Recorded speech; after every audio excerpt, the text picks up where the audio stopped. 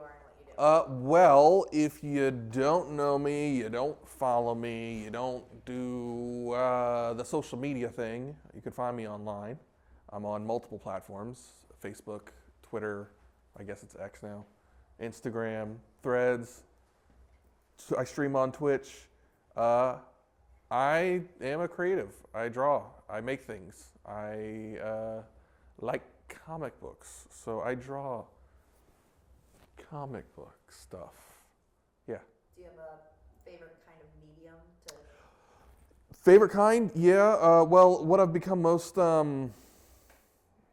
accustomed to, most comfortable with, I really just like traditional pencil with. Well, I use blue photo pencil at this point, and then I like using brush pens and different kind of inks like that. And then if I color it traditionally, I will use a blend of Copic markers, watercolor, and paint pens. And otherwise, I'm coloring it digitally, usually through Photoshop. You're an artist who uses not only a lot of mediums, but you do a lot of types of creativity. Mm-hmm. Can you tell us a little bit more about the types of creative that you produce as a human? Well, I'm trying to do more content. I'm trying to do more than just do art, and I'm also a gamer, so I've been streaming a little bit more Let's Plays. I want to do that more.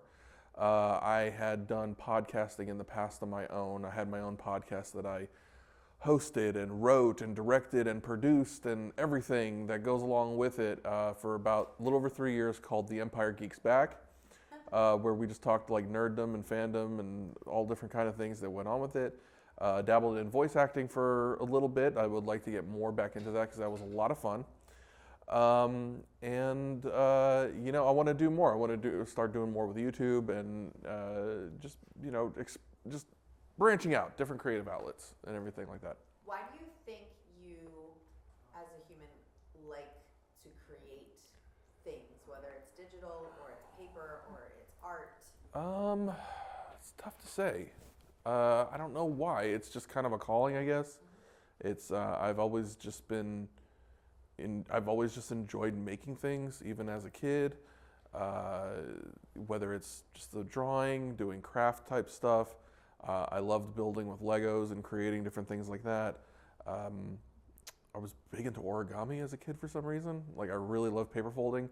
I just like making things. I think that's really what it boils down to. That's probably the short answer. But yeah, I just like making things. What do you think you're really good at when it comes to your art, and what do you think you either critique yourself the most on, or the thing you're trying to learn how to do better? Well, I'm always critiquing myself on everything. I think an artist is their own worst critic. So they're always going to be super judgmental and have their own personal issues with what they create. But I kind of had to like teach myself to stop viewing it that way, because just because I see the quote unquote mistakes doesn't mean the average person is going to see it, or even that another artist is going to see it.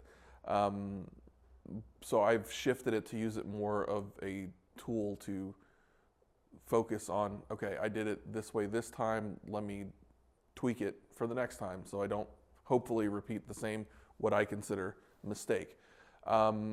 If I have to pick a strength of mine, is that I'm always trying to learn new ways to either express myself, be better at what I create, or think of maybe even different ways to do it that I hadn't thought of before, just to kind of stand out from everyone else.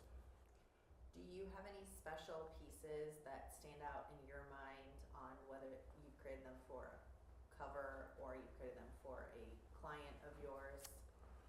In what way? One of those pieces that you're like, I don't even know if I want to give this to them. Oh, I mean, that happens time to time. That you're really happy about. Yeah, there's been a few where I'm just like, where I got it done and I'm just like, I'm satisfied with this. I'm very satisfied with this. I really like the way it turned out.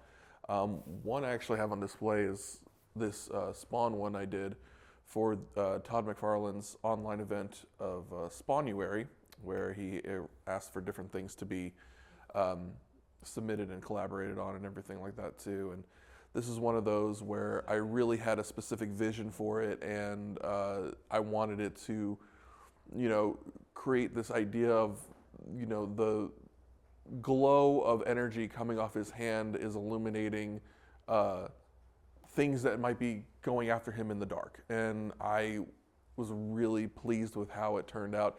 Now, could I go and make changes and make tweaks? Yeah, but I'm happy with what the final product ended up being.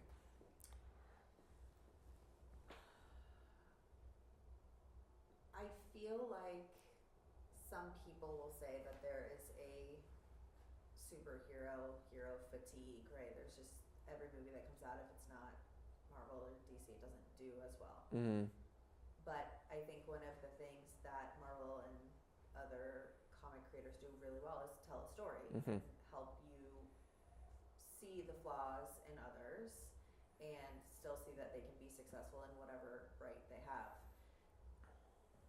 We're about to go to a show where 160,000 people are going to descend onto a con floor over 4 days.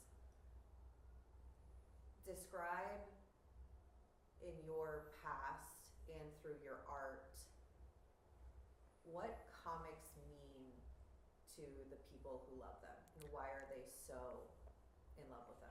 I can't speak for everyone. I can only speak for myself. And, prior to even doing any of this, I was a fan first. And, that's really kind of what drove me, is to want to be a part of that world that is just creative in that sense of like just doing the thing to, put my stamp on it, create my own contribution. For me, growing up was hard. It was tough. And, life's not much easier now in a lot of ways, but, I grew up, a poor kid in New York, and comics were a way as an escape. It was a way to expand on my fantasy horizons and things of that nature. A story I've told in the past is that what got me even into reading them more, besides my cousin introducing them to me at a young age, was that I had a teacher in the 3rd grade who recommended to my parents that I read them because I have ADHD and I had trouble focusing on reading novels. So she recommended comics, and I just kind of got absorbed into it. And even more so, certain characters just made me connect. Peter Parker, Spider-Man, one of my favorite characters, right off the bat was one of the biggest characters for me to latch onto. Now, I didn't grow up with being raised by my aunt and uncle like he did, but, he was the nerdy kid at school that, he had the Parker luck. No matter what he tried, it always went wrong. He, didn't really always fit in. He had maybe like a couple close friends, but he had a lot of daily problems, which I think Marvel does well in their stories, is that they connect with the human part of the superhuman. And that's why I really liked it. And for Peter to connect with me, it was like I went through a lot of what he went through, or at least I felt like I did, depending on who was writing at the time. And especially like through his high school years and everything. And so that for me is to, when I go to the conventions, whether as an artist or as a fan, I get to connect with like-minded people, people who love similar things and for the similar reasons. And it's kind of nice. It's as someone who is more introverted and is hard to find a community to mesh with. That's what cons kind of do. It gives you that chance to actually, be with like-minded individuals. I think one of the things I appreciate most about you is how transparent you are with human difficulties. Mm. And I would love for you to share kind of the day-to-day life of an artist. You haven't accomplished all the things that you want to accomplish. Definitely not. And it can be a struggle some days. Oh, almost every day. Yeah. So what is that like, and how do you keep going? Well, for me personally, I got a lot of plates spinning is the best way to put it. It's not always the most fun. And, in regards to me being transparent, I don't really think at this point in my life there's really any other way to be. I'm going to let people know who I am. Either you like me or you don't, and I'm not really trying to win a popularity contest. I'm just trying to be hopefully as genuine as possible. And because I think a lot of people are maybe afraid to, revealed the side of themselves of being vulnerable. And I'm like, it's okay to be vulnerable. Like, it's fine. Everybody has their issues. Everybody has their problems.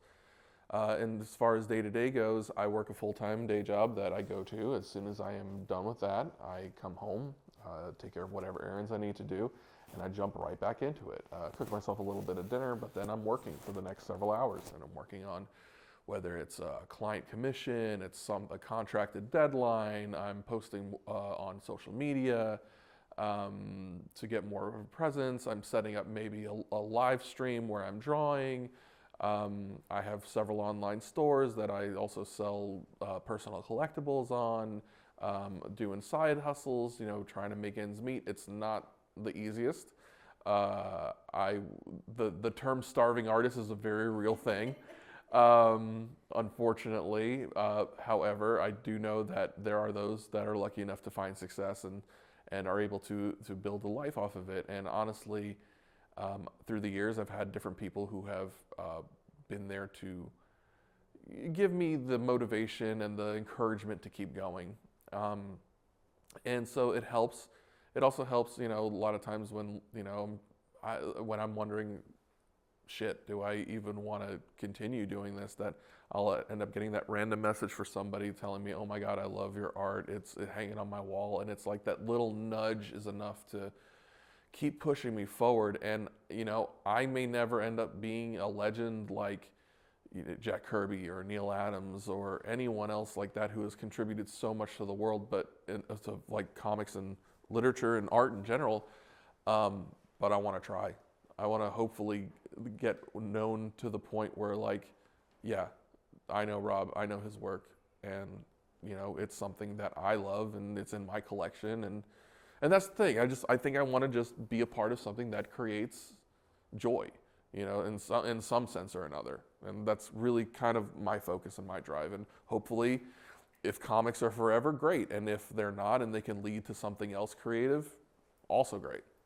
If you had a Marvel director, producer, writer sitting here, what would you say to them as to why you should be on their next project? I would pitch to them that because I understand that when you have to switch something from one medium to another, book to film, and there are liberties. You have to change it, whether it's, a great novel like the Lord of the Rings books, Harry Potter, Game of Thrones. It's going to change. It's going to have to adapt to something new, especially when stuff has been written at a certain age, and now you want to change it to modernize it a little bit more. Do that, and it's understandable. Connect with today's audience, but don't lose what holds true to these characters and these stories and what people fell in love with to begin with. If you start to change that, you take that away, you take away the soul of that character, and you take away the core of that story, you're not going to connect with new fans or old fans. So stay true to what the source material is as much as you can, but then change it as need to be. And that's what I would want to do. That's what I would want to contribute, is to sort of keep that ship in the right direction. I think it's interesting that the way you want to work with Marvel is to enable their fan base to have a better experience. Yeah, of course. I mean, everybody needs to have a good experience with these, because how else are they going to continue on? Comics are the modern day myth. They're the modern day Greek gods, Norse gods. These are the stories that were once told around campfires hundreds of thousands of years ago, but now on paper, and now have transcended into TV and movies and action figures and video games and so much more. And that's what it is. It's these myths and these legends that have come up from, whether inspired by previous myths or something brand new, and have gone on and so far stood the test of time. And in some way, shape, or form in the future, they're going to shift, and they may change a little bit. But I think as long as there's that love of creation, whether it's you're a writer, you're an artist, hell, you're an editor, director, whatever, it's going to keep that story alive in everyone. And I think that's important. Do you have a dream project that you think about? Yes. The dream projects would be 3, and it's really the 3 books that got me even hooked on comics to begin with, and that would be the Teenage Mutant Ninja Turtles, Spider-Man, and the X-Men. I love other books too, like Batman, and I've fallen more in love with the Avengers and Guardians of the Galaxy because of the movies and everything. But those 3 are my core. If I could do something with those 3 at some point in my career, I would feel like I've achieved a major goal, and then at that point I can use that to hopefully springboard to other projects along the way. In the same fashion that you have your dream projects, do you have dream collaborations with other artists? Oh man, I would love to work with anybody, to be honest with you. Like there's really just such a long list of potential people to work with. One of my favorite colorists out there, Jason Keith, I would love to do something with him someday. Just a collaboration piece. Martin Zavala, who people who are possibly watching this and watching the podcast, you'll see him. He's an amazing colorist too. I would love to do something with him. Ash Gonzalez is also very talented. Wouldn't mind doing something with him someday as well. But the list could go on and on and on. It doesn't really matter. Like, I don't necessarily have a short list of people to work with. I just want to be part of a team that is able to just show that love of these characters and these stories and push it forward. Well, because DC, and nothing against DC, I feel like DC focuses more on the super, while Marvel focuses more on the human. Well, and I think that's why a lot of people connect with more Marvel characters, because it's not just, the Hulk rampaging through a city or anything like that. It's looking at Bruce Banner and the trauma that he's induced, and the fact that he wants to be at peace. Even as Hulk, he wants to be left alone, and people don't think about that part. My personal favorite in terms of who I think is the most accurate on-screen Batman was actually Robert Pattinson. Really? It is the first time, in my opinion, you actually see Batman be the great detective. Is it perfect? No, but he's also, it said he's only his second year as Batman. He's still learning the ropes. But you actually look at him trying to solve crimes and use his brain and whatever tech he can get to figure out what's going on. It's the first time you really see he's known as the world's greatest detective, and you get a taste of that for the first time. And nothing against Christian Bale, and I love Christian Bale. I love Michael Keaton, what Adam West did originally. Listen, everybody loves, I'm sure, him in his Batnip suit.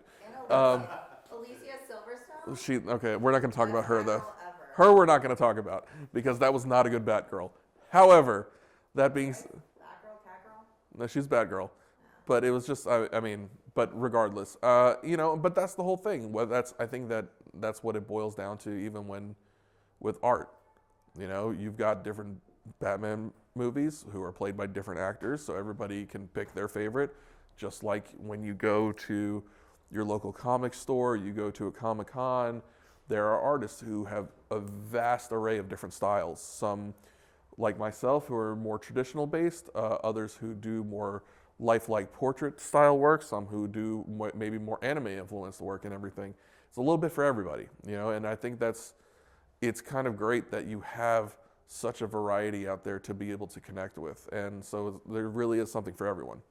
I have one last question. Do you have an actor that you have always felt would be an amazing superhero or villain that hasn't been cast? Oh man, this has been going around on the internet, but I honestly truly believe Willem Dafoe as the Joker would be great. I think it would be that is one casting. I think that if it was ever to get done, he would do a killer job. Even if it was just in Elseworlds, not main continuity, he would be fantastic at it. Honestly, I know people want.